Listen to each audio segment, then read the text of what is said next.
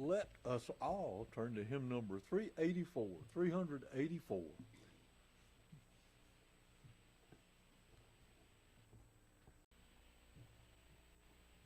right.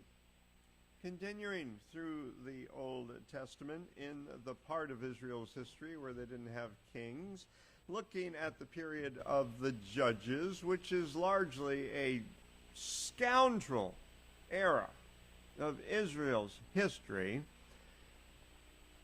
their own refusal to obey God and to drive out the inhabitants of the land, becoming like them, God having to give them into the hands of their enemies until they cry out to God saying, if we had done things your way, we wouldn't be having this trouble. God has pity on them. This is the cycle. And then they serve God for a while. And then they fall back into their idolatrous nature. Why? Because they refuse to drive out the inhabitants of the land. Paul tells us in 1 Corinthians chapter 15 that bad company ruins good morals. Watch who you hang around with. These are the list of the judges. We have gone through all of those judges on a surface level. I could have spent weeks on several of them. The guy there at the bottom, Samson, the most famous one. We're going to take a look at that mighty man this week. Now, here it is, the cycle again. The people of Israel again did what was evil in the sight of the Lord, and the Lord gave them into the hand of the Philistines. For how long? 40 years. And there was a certain man of Zorah, of the tribe of the Danites, that's the tribe of Dan, whose name was Manoah, and his wife was barren and had no children. And the angel of the Lord, remember who the angel of the Lord is? It's the Lord himself. Appeared to the woman and said to her, behold, you are barren and have no children. Now, aren't you tempted just to say, duh? But let's be respectful to the Lord. This is how they wrote in those days. But you shall conceive and bear a son. Therefore beware and drink no wine or strong drink, and eat nothing unclean. For behold, you shall conceive and bear a son. No razor shall come upon his head, for the boy shall be a Nazarite to God from birth, and he shall begin to deliver Israel from the hand of the Philistines. Does anybody know who wrapped up deliverance from the Philistines? It wasn't for a long time until King David came along that he finally ended the Philistine problem. Okay, so we're talking about the birth of Samson here. This is the boy who's going to be born, who's going to be a Nazarite. So he's going to be a Nazarite from birth. And we read the credentials for a Nazarite vow in our scripture reading this morning. But during the pregnancy, mom was also to practice certain Nazarite things. But after that, she was free from that. Okay. Now, Samson went down to Timnah. This is one of the Philistine villages. And at Timnah, he saw one of the daughters of the Philistines, and like Steve Urkel, he said, whoa, mama. And he came up and told his father and mother, I saw one of the daughters of the Philistines at Timnah. Now get her for me as my wife. Hopefully a red flag is already going off in your head. He's not supposed to be marrying outside of Israel. And his father and his mother said to him, is there not a woman among the daughters of your kinsmen or among all our people that you've got to go get a wife from the uncircumcised Philistines? But Samson, he's not listening. He says to his father, get her for me, for she pleases me well. She looks good to me. And his father and his mother did not know that it was from the Lord, for the Lord was seeking an occasion against the Philistines. And at the time, the Philistines had dominion over Israel. Now, how and when did that happen? Well, you remember a few chapters before, the anger of the Lord was kindled against Israel, and he sold them into the hands of the Philistines. The Philistines are over on the Mediterranean coast on the west side of the Jordan River, and into the hands of the Ammonites. The Ammonites are over here on the east side of the Jordan River. Who took care of the Ammonite problem? Jephthah. That was last week's story. And they were tormented by the Ammonites for 18 of these 40 years. The Philistine problem, however, went on for full 40 years. So Samson may not even have been born by the time Jephthah, with the Lord's help, took care of the Ammonite problem. So, I want you to know where all this stuff is. You see Zorah in red? That's Samson's hometown. Just a little bit east of Jerusalem. And he goes just 4 or 5 miles to the west, and that's Timnah. That's over in Philistine territory. But the Philistines are controlling the Israelites and making them pay tribute, and they aren't even letting them have any swords, because all of the blacksmiths belong to the Philistines. Samson's got nothing to do, so he wanders over into Philistine territory to Timnah. So Samson went down with his father and mother to Timnah. Why? Because you got to make the arrangements with the girl's father. And he, that is Samson, came into the vineyards of Timnah. Any red flags going off? Samson is a Nazirite. He is not supposed to touch anything from the vine. He's not supposed to eat grapes. He's not supposed to eat raisins. He's not supposed to drink wine or have any vinegar that is made from wine. Why has he left his father and mother to hike off to the vineyard? Because he thinks very little of his Nazirite vow. He doesn't like the limitations. Does that sound familiar? That's my life. I don't like boundaries. You can't do this. Oh yeah? I'll show you. That's just part of our nature. Well, it was strong in Samson. So he goes off while they're hiking on down to Timnah, sees some vineyards, and he leaves mom and dad. How do I know? We'll know in just a minute. And behold, a young lion roared against him. And the Spirit of the Lord came mightily upon Samson, and he tore the lion apart as one tears a kid. He had nothing in his hand, but he didn't tell his father or mother what he had done. Samson, I heard a bunch of racket over there in the vineyard. What was that all about? He didn't tell him. Okay, so he obviously had separated himself from mom and dad when the lion came upon him. Now, something you probably didn't know about Samson, because I wasn't there, but Fred was probably there. But you notice that Samson has buck teeth here. This is probably before mom and dad got him braces.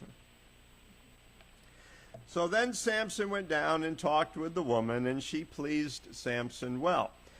After a while, he returned to take her. Now, let me see if I can explain. I've explained this before, but this was the custom in the Middle East.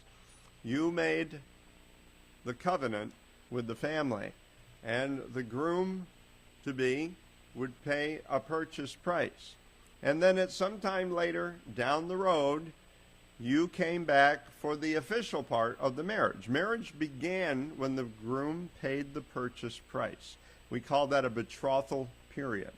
But people in the betrothal period are referred to as husband and wife, even though they have not come together sexually.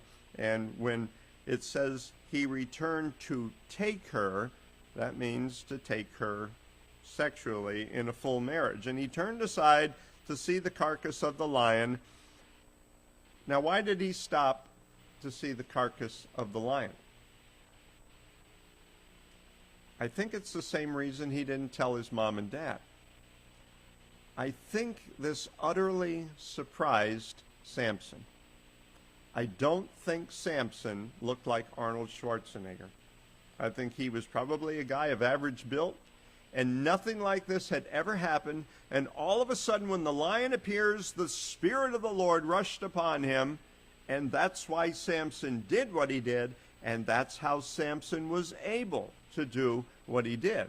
And he's probably still thinking about this. He doesn't know how to explain this to his mom and dad, and maybe he thinks it's a dream or something, so he goes by to see if that lion is really dead.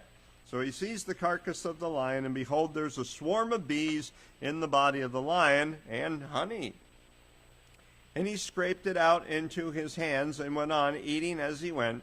And he came to his father and mother, and he gave some to them, and they ate.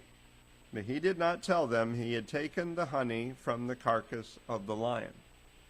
Now, folks, Israelites, period, are not supposed to touch or eat anything unclean. Now, honey is not unclean in and of itself, but if it's found in a dead body, then it becomes unclean. Samson has implicated his mom and dad with his sin, because he's not supposed to be touching a dead body whatsoever. Why does he do it? Because he has little regard for the limitations of his Nazirite vow. And his father went down to the woman, and Samson made a feast there, for so the young men used to do. And when the people saw him, they brought 30 companions to be with him.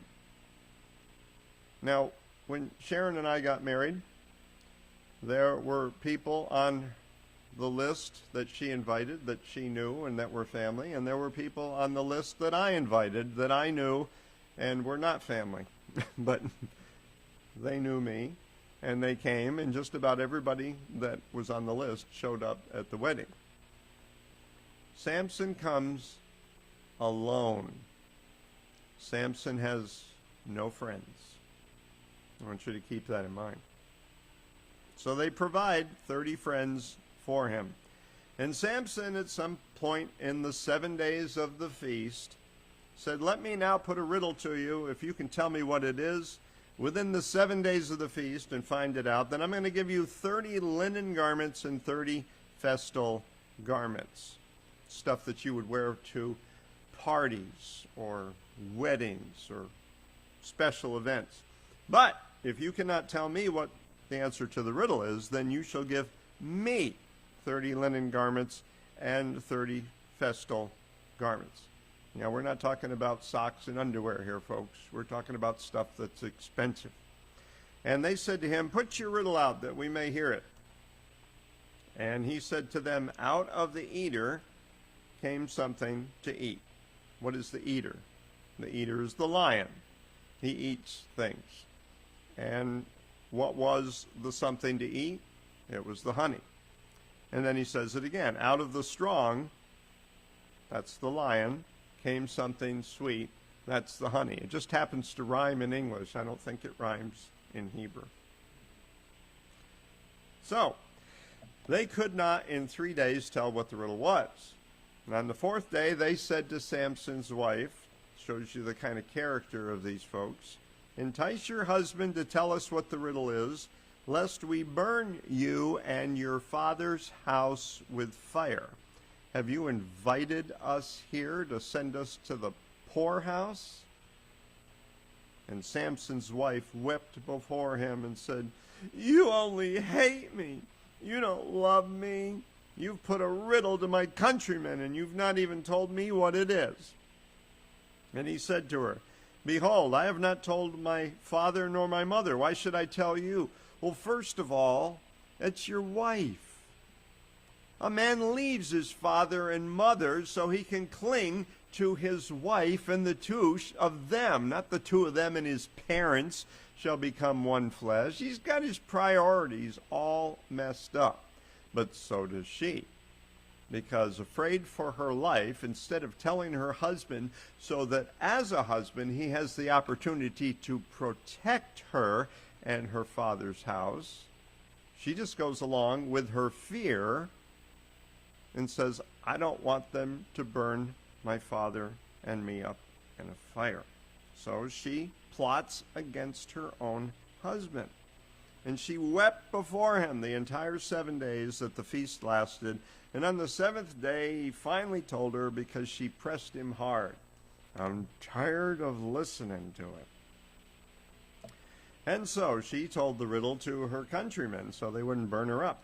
And the men of the city said to him on the 7th day, before the sun went down, well, what is sweeter than honey, and what is stronger than a lion? And he knew that they knew the answer. And he said to them, if you had not plowed with my heifer, have I ever called you a heifer, honey? Oh, that's good. Okay. You would not have found out my riddle. And the Spirit of the Lord came mightily upon him, and he went down to Ashkelon. That's another Philistine city where one of the lords lived. They have 5 lords of the Philistines. And he killed 30 men of the town, and he took their spoil, and he gave the festal garments to those who had told the answer to the riddle. In hot anger, he went back to his father's house. He's angry now. So he goes back to his father's house. And Samson's wife, unbeknownst to him, was given to his companion, who had been his best man at the festival. Well, after a while, at the time of the wheat harvest, Samson went to visit his wife with a kid. Oh, Samson had a child. No, this is a baby goat. And he said, I will go into my wife in the chamber. I will have sexual relations with her. But her father would not allow him to go in. This is another clue that Samson was probably just the average man, and that he wasn't a real big strong guy, because his father-in-law probably would not have opposed him, or Samson would have just kind of knocked him out of the way and said, I'm going to do what I want. Her father said, I really thought you utterly hated her, so I gave her to your companion. Besides that, isn't her younger sister a lot more beautiful than she? Take her instead. And Samson said to them, this time I shall be blameless in regard to the Philistines when I do them mischief. Which means that Samson was probably having some conscience problems about raiding Ashkelon and just stealing the people's festal garments. So what did he do this time? Well, he caught 300 foxes. Anybody ever trapped foxes? Anybody ever trapped 300 of them? Man, that's a lot of work. But he ends up with 300 of these. He ties their tails together because he's, part of PETA, be kind to animals. And he sets a torch of fire in there, and he sets them loose, and they go through all of the fields of the Philistines and burn up their crops. They are not happy. And the Philistines said, who has done this? And they said, well, Samson, the son-in-law of that Timnite, because he has taken his wife and he gave her to Samson's companion. And the Philistines came up and they burned her and her father with fire. Now, they threatened to do that earlier. Trying to avoid that, she did her husband wrong. Look what happened to her. Folks, do things the right way. And Samson said to them, if this is what you do, I swear I will be avenged on you, and after that I'll quit, which he doesn't. And he smote them hip and thigh with a great slaughter, and he went down and he stayed in the cleft of the rock at Edom, which is just a couple of miles southwest of Bethlehem. And this is probably what it looked like. It's not an actual cave. It's probably just kind of a hollowed out place where he could take shelter. And again, let me point out, he has no people to comfort him. He has no friends, no companions. He's all alone, and he doesn't listen to anybody's advice. Then the Philistines came up and encamped at Judah. Remember, the Philistines have control of the situation. And they made a raid on Lehi. And the men of Judah said, "Why have you come up against us?" And they said, "Well, we've come up to bind Samson, to do to him as he has done to us."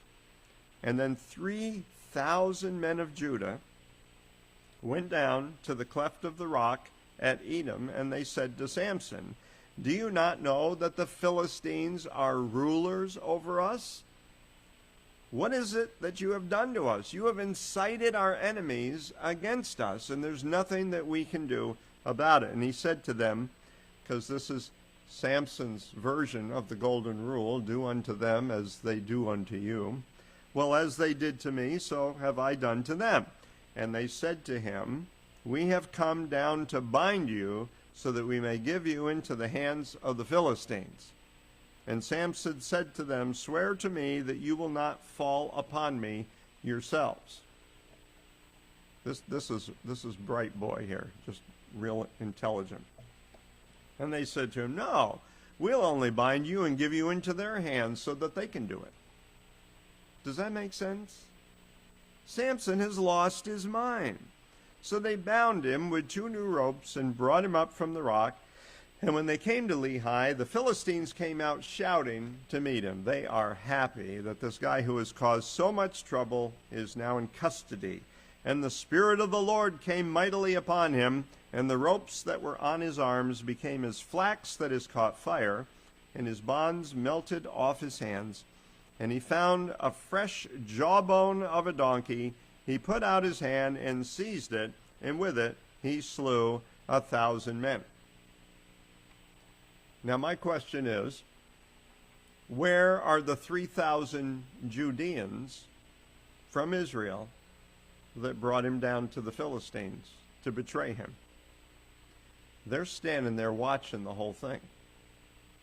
Samson is obviously got the victory. And instead of trusting the Lord and joining him or even making him their leader, they just stand there and watch Samson do the deed. Something wrong with this picture. So Samson went down to Gaza. I'll show you where that is in just a second. That's another one of the Philistine towns, way down in southwest Israel, almost on the way to Egypt near the Mediterranean. And there he saw a prostitute and went into her. Man, this guy has got great taste in women. And the people of Gaza were told, "Samson has come here." And they surrounded the place, and they lay in wait for him all night at the gate of the city. They kept quiet all night, saying, "Let us wait until the light of the morning, and then we'll kill him."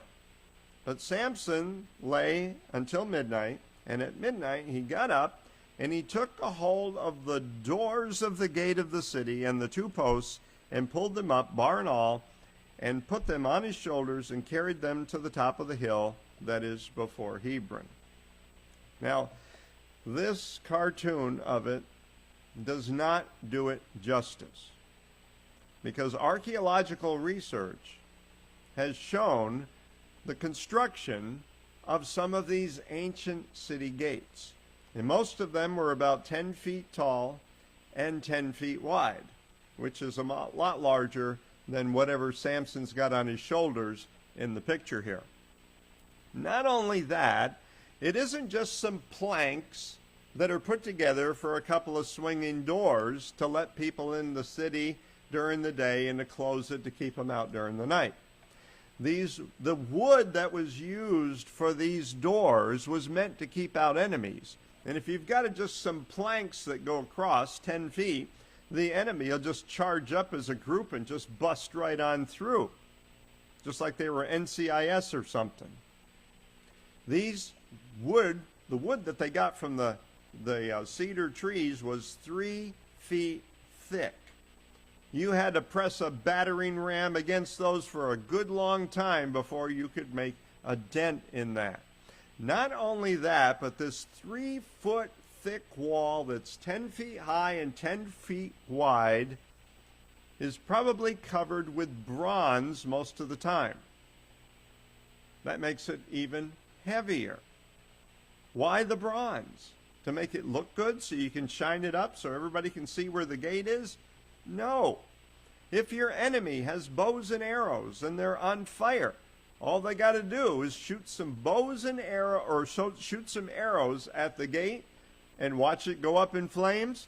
So they cover it with bronze so that the arrows bounce off and so that they are not easily set in fire. Now, you know these great big stone pillars that they have at temples? Well, that's what this wood slides into. 3-foot sections slide into these big pillars on either side of the gate. Can you imagine how much that weighs? A couple of theologians, including one from the Master's Seminary, has estimated that this thing that Samson is carrying weighs 21,000 pounds. Now, I don't know how much your car weighs, but you're going to have to include about 5 or 7 of my cars on your shoulders. And how far did Samson go with it? Let me show you where Gaza is. You see way over there on the left side of your map, down in the corner, that's Gaza. If you draw a straight line to Hebron, which is where he carried it, as the crow flies, it's 36 miles. Now, how many of you remember the TV show, The $6 Million Man? I was always puzzled, even as a kid, about the feats of the $6 Million Man.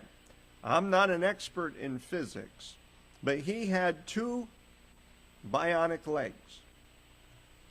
They can run real fast, very strong. 1 bionic arm and 1 bionic eye. And he would lift cars up with that 1 bionic arm. But you know, the thousands of pounds in the car is also putting pressure on his non-bionic back. There's only so much weight that your spine can hold. And folks, this is just a reminder that the human body was never meant to be under this much weight. Samson was not a strong man. His strength came when the Lord, the Spirit of the Lord, came upon him. And just because every time we see him doing something strong, it doesn't say the Spirit of the Lord came upon him, you can be sure that's how he was able to do it. So, after this, he loved a woman in the valley of Sorek. Now, let's go back to the map.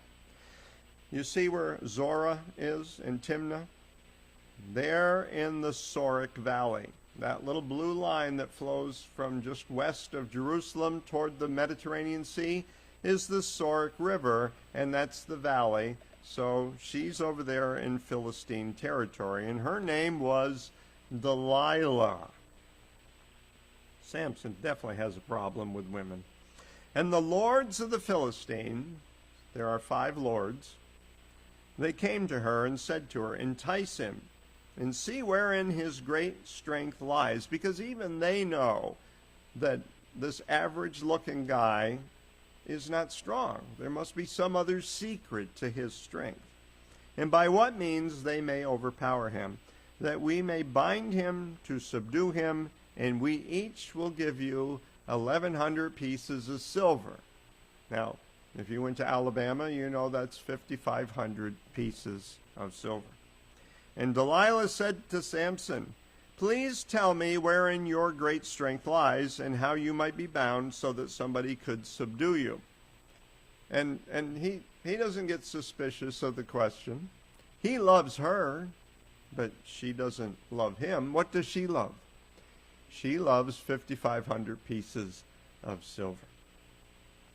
So, Sam plays with her for a while and says, "Well, if they bind me with 7 fresh bowstrings, which have not been dried, then I shall become weak and be like any other man." So he goes to bed that night. She's got some Philistines hiding in the closet.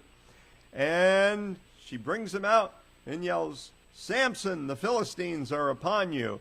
And he gets up, breaks his 7 bowstrings, and just beats them all up, and he's fine. And he doesn't look at her and say, "Why would you do that to me?" No, because he's blinded by his feelings for this woman. So she keeps pestering him. And he says to her, "Well, if you bind me with new ropes that have never been used, then I shall become weak, and like any other man. Samson, the Philistines are upon you." And once again, he breaks the ropes, wipes out the Philistines, never asks, "Why are you doing this to me?" A third time, "Well, if you weave the 7 locks of my head." Now, I don't know if Samson's long hair was 7 dreadlocks or if he put it in 7 ponytails or braids, but there are 7 of them. "If you put them in a web, make it tight with a pin, I shall become weak and be like any other man." And sure enough, he should have expected it. "Samson, the Philistines are upon you." And of course, he swats them away like flies.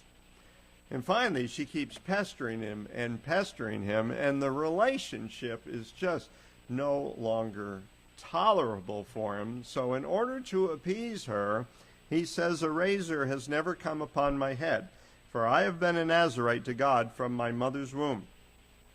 And if I'm shaved, then my strength will leave me, and I shall become weak and be like any other man." And sure enough, she gives him a haircut, and that was the end of Samson. She says, "The Philistines are upon you, Samson." And he awoke from his sleep and said, "I shall go out as at other times and just shake myself free." But he did not know that the Lord had left him. And the Philistines seized him, gouged out his eyes, and brought him down to Gaza. And they bound him with bronze fetters, and he ground at the mill in the prison. But the hair of his head had begun to grow again. And that's probably what it looked like to grind at the mill. Now the lords of the Philistines gathered to offer a great sacrifice to Dagon, their god.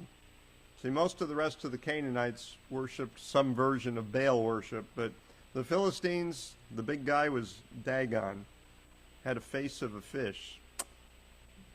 And to rejoice, they said, "Our God has given Samson, our enemy, into our hands." Who gave Samson to the Philistines? Samson's own God. And so they called Samson out of the prison, and he made sport before them. That means they probably made him dance around, blind, bumping into things and things like that. And then they made him stand between the pillars, and Samson called to the Lord and said, "O Lord God, remember me, I pray, and strengthen me. I pray only this once, O God, that I might be avenged upon the Philistines for at least one of my 2 eyes." Now, if Samson's strength was related to his hair directly, why did he have to pray to the Lord for strength? And Samson grasped the 2 middle pillars upon which the house rested, and he leaned his weight upon them, his right hand on the one and his left hand upon the other. And Samson said, "Let me die with the Philistines." And he bowed with all of his might, and the house fell upon the lords and upon all the people who were in it. So the dead that he slew at his death was more than those he had slain during his life. All right. Prophetos heresy concerning Nazirite vows. Is that not just the oddest vow that somebody would make? And the oddest requirements? Well, these are my thoughts. First of all, the Nazirite was distinct from the rest of Israel. In fact, the Hebrew word really means kind of separate or distant. He was distinct. There were requirements that were on him that were not requirements on the rest of Israel. And these requirements, like abstaining from anything that came from the vine, or even picking up your dead mom or dad off the floor so that you could bury them, was not something that made him holier than anybody else in Israel. It was not a requirement. If it were, then Jesus Christ was not the holiest man who ever lived. Because how many dead bodies did Jesus touch? And Jesus drank? No, he even made wine.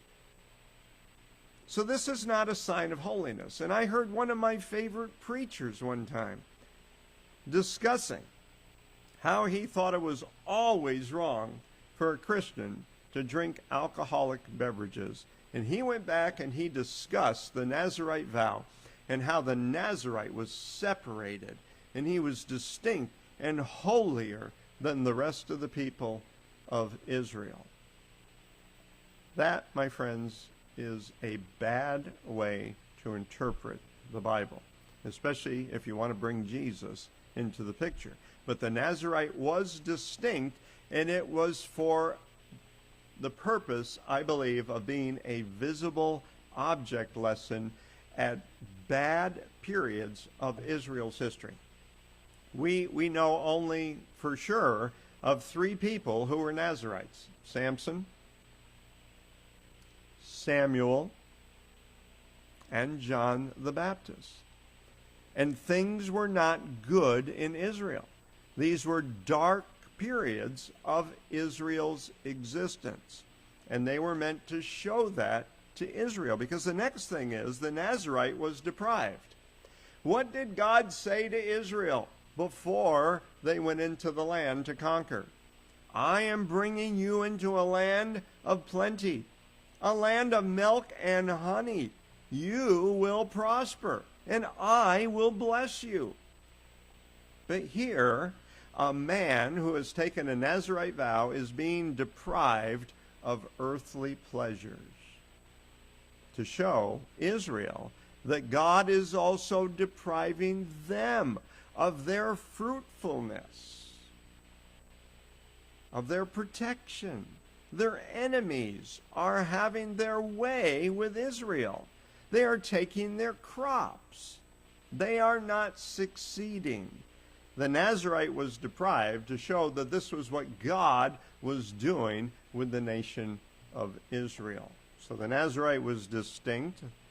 This isn't something that God required of everybody. The Nazirite was deprived to show that this is what God was doing with Israel because they were not faithful to God. And the Nazirite was degraded.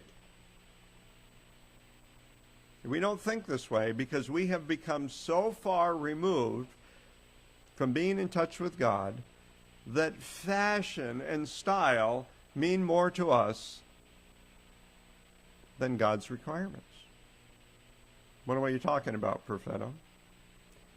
In those days, and as it should be now, for a man to wear his hair long was degrading to him because he was becoming like a woman.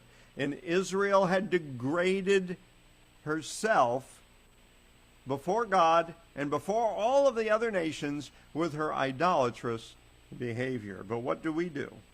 Oh, do you remember all the women that swooned over this guy just a few decades ago? And all the other guys started wearing their hair long. What does Paul say about that? Over in 1 Corinthians chapter 11, does not nature itself teach you that for a man to wear long hair is degrading to him? And Israel had degraded herself before all the other nations and before her God, and the Nazirite with his long hair was a picture of that degradation. So what can we learn? Our passions reveal our priorities. Our passions, those very things that we pursue that please us, reveal our priorities. Oh, the Lord is my priority. Really? Where do you spend your time? Where do you spend your money? What do you pursue? What did Samson pursue? Well, I saw one of the daughters of the Philistines, and she looked good to me, so I want her. Samson went down to Gaza, and he saw a prostitute, and he went into her. Samson loved a woman named Delilah in the valley of Sorek. What's Samson's passion? His own pleasure. It's not the Lord's pleasure. It's not the Lord's purpose for his life. It's his pleasure. He was thirsty, and he called out to the Lord. This was after he bopped a bunch of guys on the head with the jawbone of a donkey. And he said, "You've granted me this great deliverance from the hand of by the hand of your servant, and shall I now die of thirst and fall into the hands of the uncircumcised?" In other words, hey, I'm important here. You going to let me die of thirst? Like, I rate better treatment than this. And Samson called out to the Lord at the end of his life and said, "O Lord God, remember me. I pray, and strengthen me. I pray only this once, that the God of Israel might be made known to the Philistines, that you are God, and that they might give you glory, and that they might put away Dagon, their God." No, is that what Samson's passion is? No, God, strengthen me that I might be avenged on the Philistines for at least one of my two eyes. It's all about Samson and his purposes and his pleasure. Now, despite that, well, our emotions also wreck our perception. Ever been in love with somebody who was definitely not good for you? And everybody and his mother tries to tell you this is stupid. Our emotions wreck our perception. We don't see things clearly. He came up, told his mom and dad about the Philistine, and his father and his mother said to him, "Is there not a woman among the daughters of your kinsmen, or among all our people, that you've got to go take a wife from the uncircumcised Philistines?" Samson knew the scriptures. They're not supposed to intermarry with the Philistines or any other of the Canaanites that live in the land. But his emotions wreck his perception, and he doesn't listen to his mom and dad. Folks, I've been there. There wasn't anybody on my side. Family and friends all said, you're stupid. They were right. 3,000 men of Judah went down to the cleft of the rock. You know the story. They're going to take Samson into custody. "Oh, no, we're not going to hurt you. We're just going to let the Philistines do it." Now, Delilah had men lying in wait in an inner chamber, and she said to him, "The Philistines are upon you, Samson." "But I love her. She wouldn't betray me." Took new ropes and bound him and said, "The Philistines are upon you, Samson." "Aw, she just funning with me." So while he slept, Delilah took the 7 locks of his head and wove them into a web and said, "The Philistines are upon you, Sam." "Oh, it's okay." Character comes from the company that we keep. Did Samson hang around with family? No, he eventually left his mom and dad and became a loner. Did Samson have any friends who were Israelites? No. Where does he spend time? He's always over in Philistine territory, and he's always hanging around with immoral women. Paul says, "Do not be deceived. Bad company ruins good morals." Our success comes from God. Don't ever forget that. You may be wonderfully talented and gifted and creative or otherwise, but our success comes from God. And when the lion came out against Samson, what happened? The Spirit of the Lord came mightily upon him. The Spirit of the Lord came mightily upon Samson, and he went down to Ashkelon and killed 30 men of the town. When he came to Lehi, the Philistines came out to meet him, and the Spirit of the Lord came mightily upon him. And with the jawbone of a donkey, he killed 1,000 people. Our success comes from God. Don't get the idea that you're something.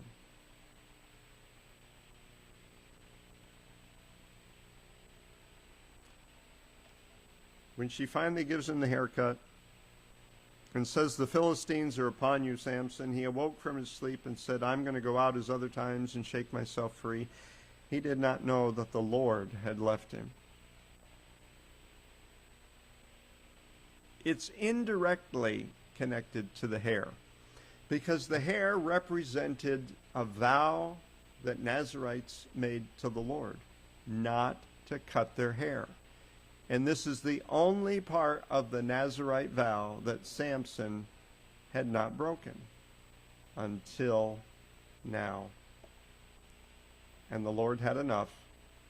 And it wasn't the hair that left him, it was the Lord that left him, because our success comes from God. God uses flawed instruments. Hopefully you have noticed that as we've gone through the book of Judges. All of us are flawed instruments.